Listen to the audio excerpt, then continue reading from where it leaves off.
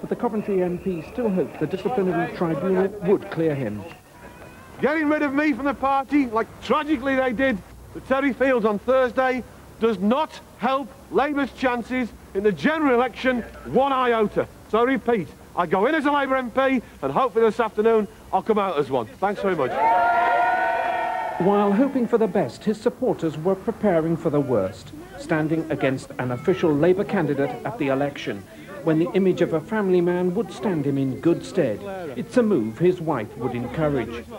I would like him to stand, yes, independently. I'm quite confident that the people of Coventry, I speak to them on the streets when I go shopping. I know he's got the support in Coventry. But it was the presence of militant organisers and their newspaper sellers which the Labour Party would see as justification for their action against him. The Serious Fraud Office has begun examining the files seized from Robert Maxwell's headquarters yesterday. Officers are trying to find the £350 million missing from the Mirror Group pension fund. Mirror staff have offered a management buyout of the paper.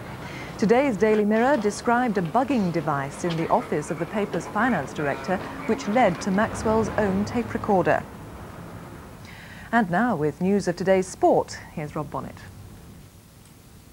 Victories for both Leeds and Manchester United have increased the gap between them and the rest at the top of the First Division. Rod Wallace scored Leeds' first goal at Luton midway through the second half. 2 minutes later, Gary Speed effectively settled the match. And Brian McClare scored one of 3 first-half goals in a quarter of an hour, and Mark Hughes the last just 9 minutes from the end as Manchester United overwhelmed Coventry.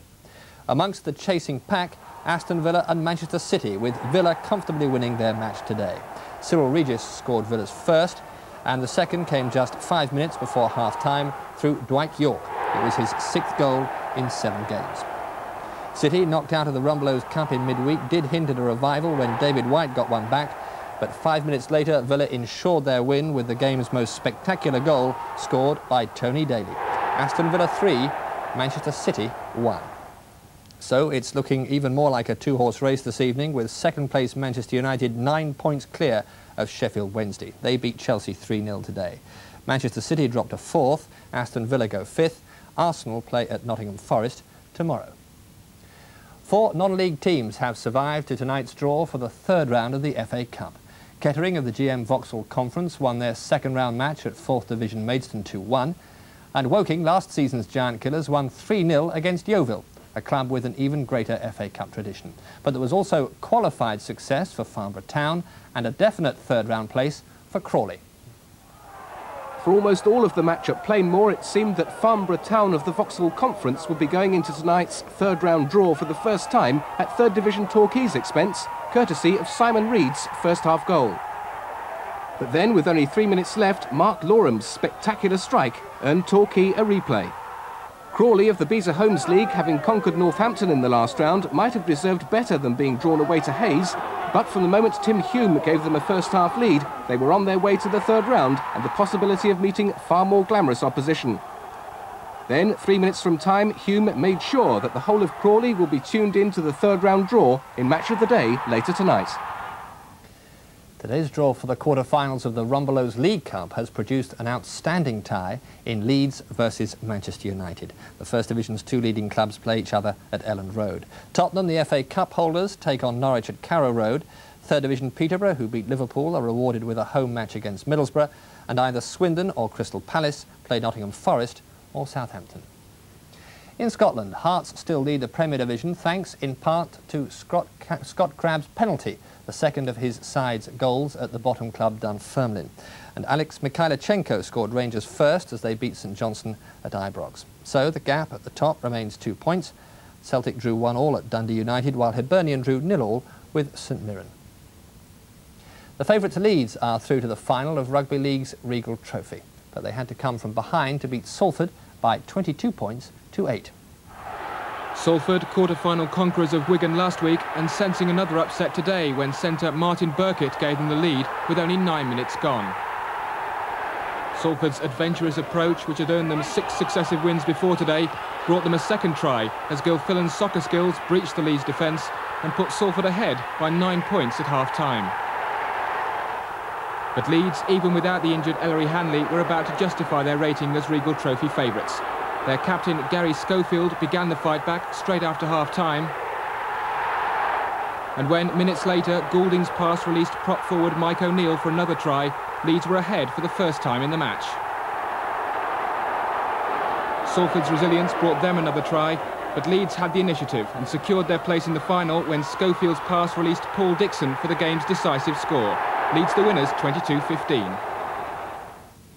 Finally racing, King's Fountain has confirmed his promise by winning the AF Budge Gold Cup at Cheltenham. King's Fountain will now work towards the Cheltenham Gold Cup after his 6th victory in 7 races. Described by Peter O'Sullivan. King's Fountain still has a length and a half advantage as they jump it. King's Fountain lands in the lead from another Coral. Third, Torrenfield racing into the closing stages. King's Fountain from another Coral. Torrenfield and then Ida's Delight. King's Fountain is going to win the Budge Gold Cup in great style under Anthony Torrey to get him off the 13 mark. King's Fountain is the winner. Second is another Coral. Third... And that's all for now. The main news tonight is on BBC One at 20 to 10.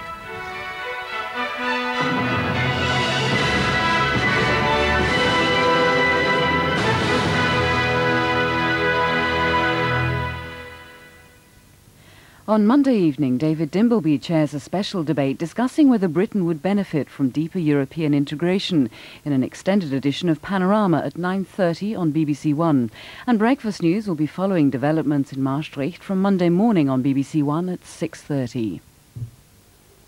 Good evening. We've got a few sound problems in East Anglia at the moment, partly due, I'm sure, to this large area of high pressure, which really isn't moving anywhere at the moment. It's going to be with us for several days to come, killing off the weather fronts as they encroach into far northwestern parts of Scotland from time to time. So basically the weather's staying very much the same.